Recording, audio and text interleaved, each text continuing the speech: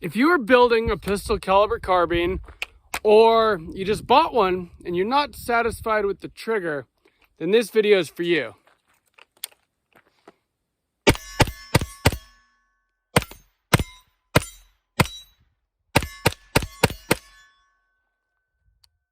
This thing is sweet. Welcome back to Sawtooth Tactical. Today's video, if you couldn't tell from that little intro, is about this trigger right here. And I know it looks good, but it also performs good. This is the Rise Armament Rave PCC specific trigger. And if you've ever built a pistol caliber carbine, or you bought an AR9 and wanted to upgrade the trigger, well, you'll realize that there's not a lot of triggers on the market for pistol caliber carbines. But I have found a really good one, and I'm going to tell you why. But before we get started, just want to thank everyone that subscribed to the channel. You guys are amazing.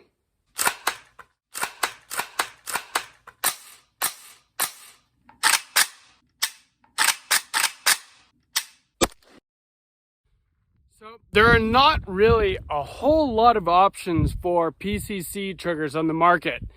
And I did a lot of research to find out which one I wanted for my Aero Precision EPC-9. And the Rise Armament Rave PCC trigger had the best reviews, and they were correct. This trigger is fantastic.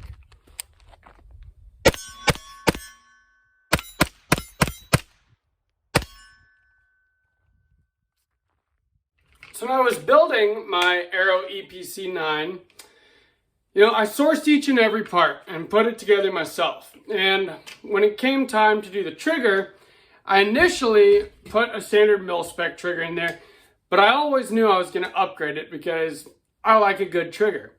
The thing is once you start looking into that and doing your research, you find out that pistol caliber carbines, specifically blowback AR9s, direct blowback AR9s, need a PCC specific trigger generally. Now, I think there are exceptions to that rule. And I know that people have found regular AR-15 triggers that have performed perfectly fine in pistol caliber carbines. But for a couple of reasons, you generally want to find a trigger specifically designed for pistol caliber carbines. The main reason being that the straight blowback action is much more violent than like a gas gun that has to lock and unlock lugs and is delayed in some way. The action is delayed. So it's more violent, and so you need a trigger that's going to be able to hold up to that violent cycling of the bolt. The other thing is that the bolt carrier on an AR9 has a little bit different geometry to it than does your standard mil-spec AR-15 bolt carrier group. And so for that reason, the hammer on your AR9 trigger has to have some different geometry as well in order to cycle and reset reliably. And so once I've learned all that, then it was a matter of finding the right trigger for my pistol caliber carbine. And there are a few on the market, but there are not nearly as many options as there are for standard AR-15 triggers. Now, like in my new build that I'm building, I've ordered a Geisley trigger. Geisley triggers, not necessarily recommended for PCCs. I'm not saying they haven't worked in the past, but I wanted something that was guaranteed to work correctly. So after a lot of research, I found the Rise Armament PCC trigger. It was between that and a CMC. And the main difference, I looked at reviews of both of them. People seem to have less problems with the Rise Armament.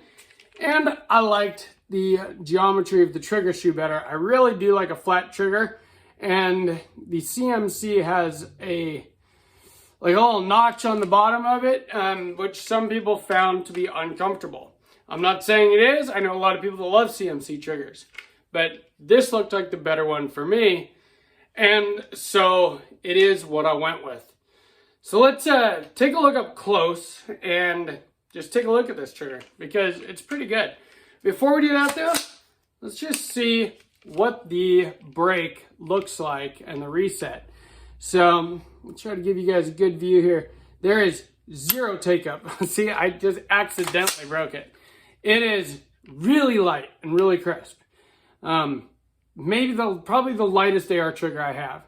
So, like I said, zero take up. You're at the wall and just apply a little bit of pressure and it breaks like glass. Like, this really is a good trigger.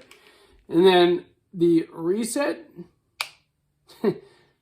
very short, very audible, right back to the wall. There's that break again.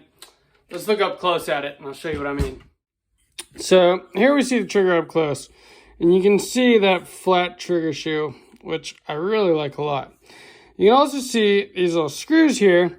So it does come with anti-walk, anti-rotation pins, which generally, like if I'm running some kind of a mil-spec trigger, I definitely don't use those. But for a drop-in cassette style trigger that is all in one housing, you don't have tension on your trigger pin and your hammer pin to keep them from walking out. And so the anti-walk screws become a necessity. Now, I have had an issue with that, and it happened today. While I was out filming the footage for this video, this screw came out. And so I had to go to the hardware store, and you can see it does not match. It's a 440 set screw. Actually, not a set screw, but a 440 screw. And I had to find one that was the correct threads. It has a different head on it, but I put some blue Loctite and put that on. And hopefully, I don't have that issue again. Now, let's open this up and take a look at it. And you can see in there that it is inside an aluminum housing. And you can see kind of that the hammer is different. You know, it has some different geometry than your standard mil-spec hammer. And it's beefier, basically. You can see that it's like built up in there. So that is so that it can handle the added, just violent action cycling of the direct blowback. And you can see as well that the bolt carrier group in an AR9 doesn't look the same as in a regular AR-15. It has some different geometry as well. And so that's why you need a PCC specific trigger, is you need one that will reset reliably with this style of bolt carrier. But you can see that other than that, the pocket in an AR9, or at least in this Aero Precision, is the same size as your standard AR-15. So you can definitely chance it and try to just put any mil-spec trigger you want in here. But I do recommend the PCC specific trigger. I've not had any issues with it. Now, I'm not saying that I haven't had any issues with this firearm. I just not with this trigger. Except, of course, for that screw coming out today. Hopefully with the Loctite on the new one, won't have that issue again. The only other issue I've had with this firearm, and I've heard of people having this a lot with the Aero Precision EPC-9, every once in a while, and it's very rare, it doesn't chamber around properly, and it kind of gets stuck in there, and the bullet gets squished down inside the casing, and I just have to rack it, and, it falls out, and keep going from there. But it is something I need to look into, and I believe that has to do with the actual geometry of the end of the barrel right there. So I've heard of people sending their barrels back to Aero Precision. This barrel is from Ballistic Advantage to get that worked on. Otherwise, there's also like feeder amps that get sick of here. I'm gonna have to figure something out. But not what today's video is about. Just thought I'd mention it. So this Rise Armament PCC trigger has a flat trigger shoe, which I absolutely love. And it has zero take up, crisp break, and it's really light. So it's super easy to go really fast with it.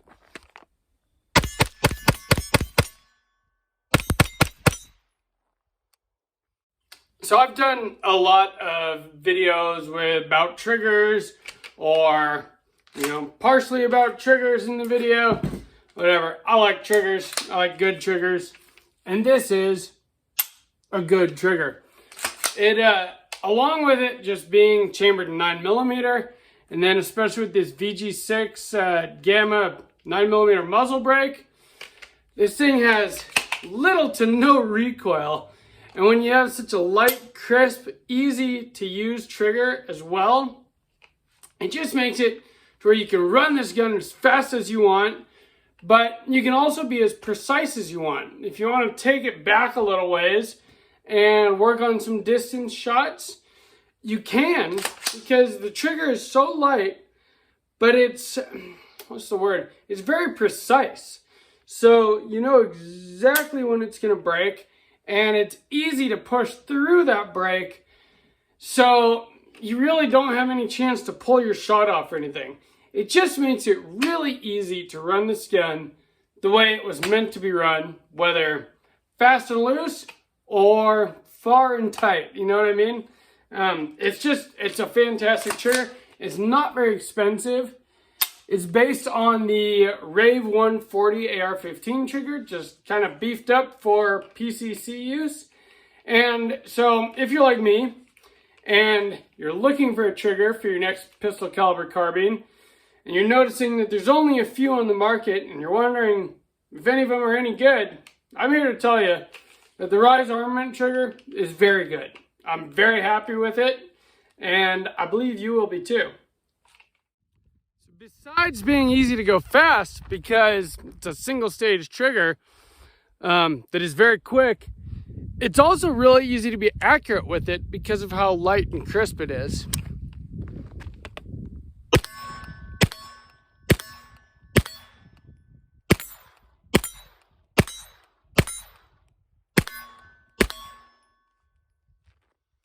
Thing is sweet.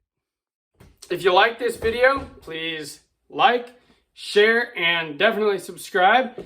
And leave me a comment. Let me know if you have a PCC, if you run a standard AR-15 trigger and it works just fine for you, or if you run one of the PCC specific triggers, such as the CMC or the Rise Armament. I would love to know more about them. Just for the future, I'm always building and buying new guns, and I'm just interested in this stuff. So please let me know, and it would also help out anybody else that comes to this video looking to learn about a trigger for their AR9. So let me know. Anyway, from Sawtooth Tactical, stay strapped or get clapped.